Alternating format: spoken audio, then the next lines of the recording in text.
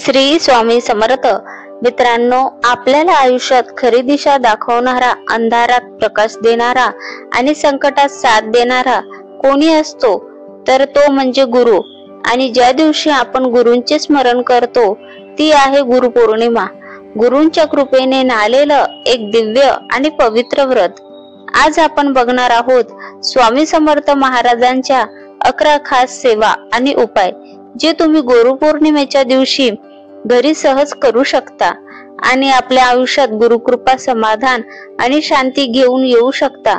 हा शुभ प्रवास स्वामी समर्थांच्या पावन चरणांमध्ये. नंबर 1, स्वामींना जल अर्पण करा. सकाळी लवकर उठून स्नान करून स्वामी समर्थांच्या मूर्तीवर किंवा फोटो समोर तांदळाचे पाणी, दूध व गुलाबजल मिसळून अभिषेक करा. नंबर 2, ओम स्वामी समर्थाय नमः या मंत्राचा जप करा. गुरुपौर्णिमेच्या दिवशी 108 वेळा जप केल्यास मना शांती, भयमुक्ती आणि गुरुकृपा प्राप्त होतो. किंवा 11 माळी जप नक्की करा. नंबर 3, गुरुपौर्णिमेला उपवास करा व फक्त फलाहार घ्या. नंबर 3, गुरुपौर्णिमेला उपवास करा व फक्त फलाहार घ्या.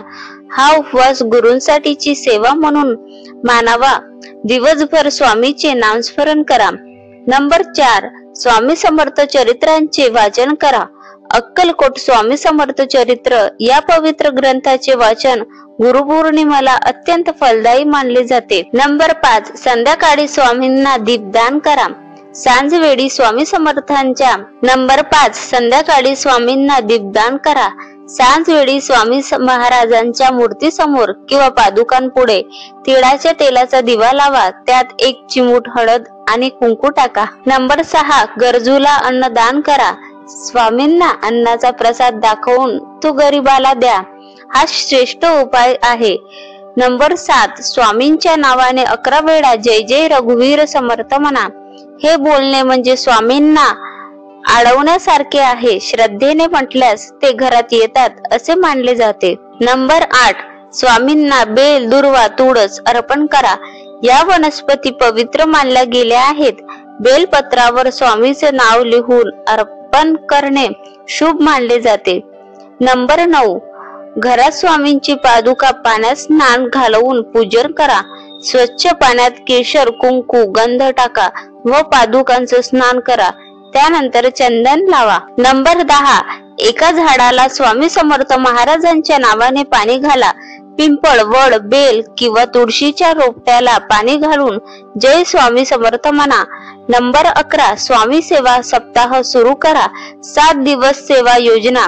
गुरुपौर्णिमेपासून पुढचे 7 दिवस. पहिला दिवस नामजप, दुसरा अन्नदान, तिसरा दिवस स्वच्छता, चौथा दिवस रामनाम लेखन, 5वा स्वामी चरित्र वाचन, 6वा दिवस झाडे लावणे, 7वा दिवस ध्यान धारणा व धन्यवाद. मित्रांनो, स्वामी समर्थ महाराज हे फक्त एक संत नाहीत, तेच आपले दैवत, आपले गुरु आणि आपली शक्ती आहेत. या गुरुपौर्णिमेला आपण फक्त पूजा नाही करायची तर मनाने, कर्माने आणि भक्तीने स्वामींच्या चरणी सेवा अर्पण करायची आहे. जसे सूर्याशिवाय अंधार असतो तसेच गुरुशिवाय जीवनात मार्गदर्शनाचा प्रकाश नसतो. म्हणूनच या दिवशी कुठेही भटकू नका.